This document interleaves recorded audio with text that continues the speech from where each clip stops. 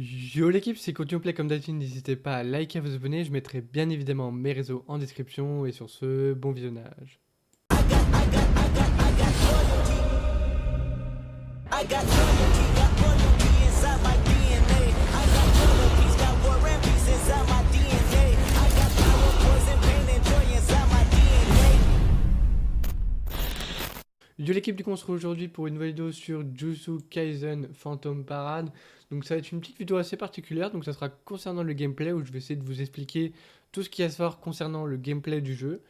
Donc d'ailleurs je remercie Duxar qui me prête entre guillemets sa vidéo pour que je puisse vous montrer un peu du gameplay, parce que j'ai pas de gameplay parce que je joue pas au jeu et que je vous avoue que c'est un peu galère pour jouer au jeu en japonais. Donc il m'a autorisé que je puisse utiliser sa vidéo pour vous montrer du coup le gameplay. Donc pour commencer, comme vous le savez du coup ou pas, quand vous avez créé votre équipe, donc déjà votre équipe sera composée du coup de 6 membres. Donc il y aura 4 premiers personnages qui seront vos personnages à vous. Ensuite ici il y aura la barre du bas sera les souvenirs que je vous parlerai un peu plus tard dans la vidéo.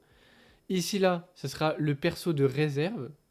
Et le dernier slot ici où il n'y a personne, ce sera le slot des persos de vos amis. Du coup vous allez pouvoir mettre le perso d'un ami à vous. Donc en fait ces deux persos ils servent à quoi? C'est qu'imaginons Itadori et Gojo ils meurent, et ben le perso de réserve et le perso ami, et ben les remplacent. Après, je sais pas qui a la priorité. Imaginons que Gojo il meurt, est-ce que c'est d'abord le perso de réserve qui arrive ou est-ce que c'est d'abord le perso ami? Ça, c'est la seule question que je me pose. Si vous le savez, si vous jouez à la Jap, dites-le moi, ça pourrait être intéressant. Donc voilà. Ensuite, on peut voir aussi, si je me rappelle bien de souvenirs, je sais plus c'est quel bouton, mais on peut faire une configuration auto de votre team. Donc le jeu va se baser du coup sur l'avantage du type par rapport au boss que vous allez affronter. Donc imaginons le boss il est faible au type vert, bah, il va vous mettre beaucoup de persos verts. Ça peut être ça. Donc ça c'est plutôt intéressant. D'ailleurs je sais pas si vous avez fait un petit peu l'approche, mais moi j'ai fait un petit peu l'approche par rapport au jeu MHA UI, donc Ultra Impact. Je sais pas si vous avez joué au jeu, mais il ressemble énormément, que ce soit au niveau du gameplay, au niveau des invocations ou autre. C'est exactement la même chose, hein. C'est le même fonctionnement, on verra par rapport au gameplay. Même pour faire les teams c'est tout à fait pareil. Donc voilà. Donc si vous avez joué un peu au jeu MHA UI à l'époque, vous n'allez pas être trop perdu par rapport à ça. Donc ensuite on continue, tac tac tac, hop là, hop là. Donc bien évidemment, le jeu c'est un jeu tour par tour. Donc c'est-à-dire que vous allez jouer en premier donc vos 4 personnages, ensuite le boss va jouer, etc. Donc voilà. Donc on peut voir que la barre verte au niveau de vos personnages c'est votre barre de vie. La barre bleue qui est ici, si je me rappelle bien, c'est l'énergie occulte, donc la mana de votre perso. Et ensuite, la barre ici, là, qui sera violette, c'est la charge de votre ultime. Ensuite, on peut voir que ça, c'est le spell de base, donc le skill numéro 1. Donc, il va consommer 0 de mana. Ici, ça va être le spell numéro 2 qui va vous consommer du mana. Ici sera votre skill numéro 3 qui va aussi consommer du mana. Et ensuite, le dernier skill, donc le skill de l'ultime. Donc tac, on va pouvoir un petit peu avancer, tac tac. Donc voilà, là on peut voir mieux. Donc là on peut voir que là par exemple son skill numéro 2 coûte 20 de mana et là aussi 20 de mana. Donc ensuite, on peut voir aussi que au-dessus des personnages, on peut voir une sorte une petite carte, donc ça s'appelle un souvenir. Donc vous allez pouvoir aussi l'invoquer. Donc en fait ça va remplacer un peu vos stuff, que ça peut être soit sur Soul Leveling au niveau des artefacts, etc. Donc vous n'aurez pas besoin de farmer de stuff en particulier, donc farmer des stacks, etc. Il faudra juste lui mettre les bons souvenirs par rapport au perso.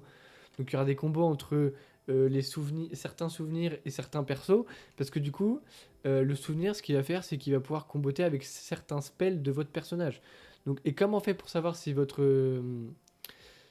souvenir combote avec un certain spell? Et ben on peut voir le petit logo du souvenir qui est juste ici. Donc tu vois, donc là on peut voir que hop, c'est bon. Donc il va pouvoir comboter avec votre spell. Du coup, il va vous rajouter un bonus, je sais pas moi, de la tag, de la def, j'en sais rien. Ça dépendra du coup de votre souvenir à vous. Ensuite, on peut voir que du coup par rapport au boss, on peut voir que là, la barre verte c'est la barre de vie, la barre orange c'est la barre de break.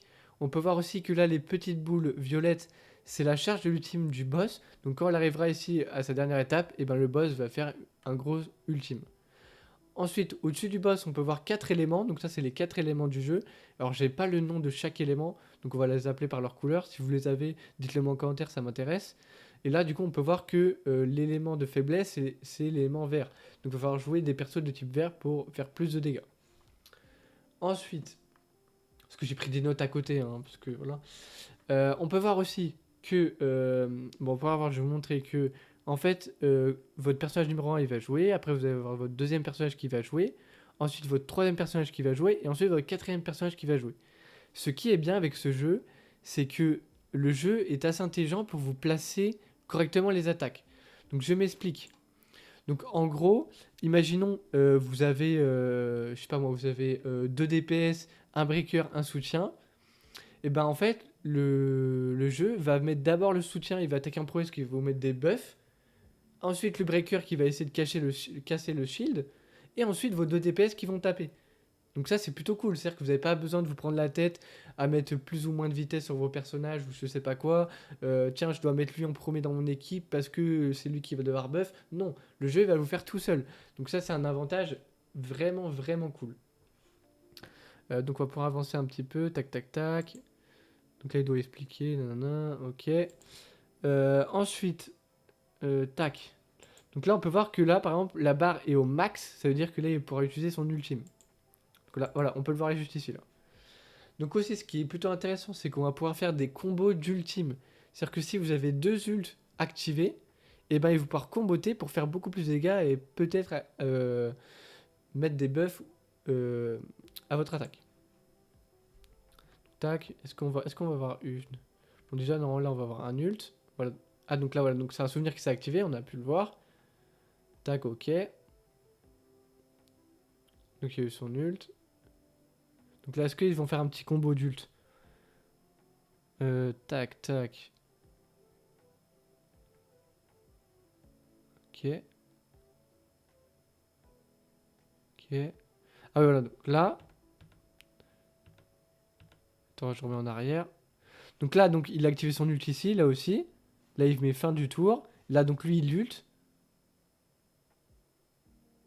Gojo, il ult aussi. Et là, du coup, on pourra avoir une combinaison. Voilà, combinaison des 2 ults. Donc c'est vraiment intéressant en vrai. C'est-à-dire qu'on va devoir jouer certains persos avec certains autres persos parce que du coup ils vont bien comboter avec certains ults, etc. Donc ça c'est vraiment plutôt cool. On peut voir, on va pas pouvoir voir là ici dans cet extrait, si je m'en souviens bien, mais il y a aussi une autre particularité, c'est que on va pouvoir activer une extension du territoire. Donc je sais pas si vous savez maintenant sur les nouveaux persos dans Dokkan Battle, ils ont une fonctionnalité au niveau du territoire. Donc là, on va voir que certains personnages vont activer du coup l'extension du territoire. Donc ça va changer l'environnement visuellement et ça va activer des gros buffs au perso qui a lancé l'extension du territoire.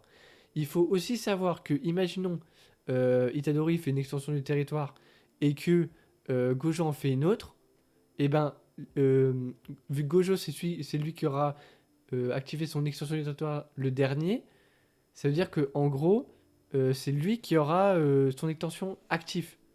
En gros, imagine moi, le premier personnage active une extension du territoire. Si le deuxième en active un autre, le premier sera annulé et ce sera le deuxième qui sera pris en compte. En gros, c'est ça. Donc voilà. Alors, je sais pas trop si il montre un peu l'extension du territoire là, dans la vidéo. Tac, tac, tac. Non, je pense pas qu'ils vont montrer. Non, ils vont pas montrer. Donc là, oui, hein, on peut bien voir que les souvenirs s'activent hein, quand il est comboté un spell. Avec la petite animation. Ok, tac. Et puis après, il montre rien d'autre. Donc voilà, donc je vous ai dit à peu près toutes les bases que je connais sur le jeu. Donc voilà, donc la vidéo elle touche à sa fin. J'espère que vous aurez compris un peu tout ce que j'essaie de vous faire comprendre par rapport à tout ce que je savais par rapport au gameplay du jeu. Donc comme d'habitude, si la vidéo vous a plu, n'hésitez pas à liker et à vous abonner. Il y aura bien sûr plein d'autres vidéos sur le jeu parce qu'on va penser le jeu, on va faire des showcases des personnages, on va faire plein d'autres vidéos. Donc si le contenu sur JK Phantom Parade vous plaît, n'hésitez pas encore à vous abonner. Et tchuss pour prendre une vidéo prochain live.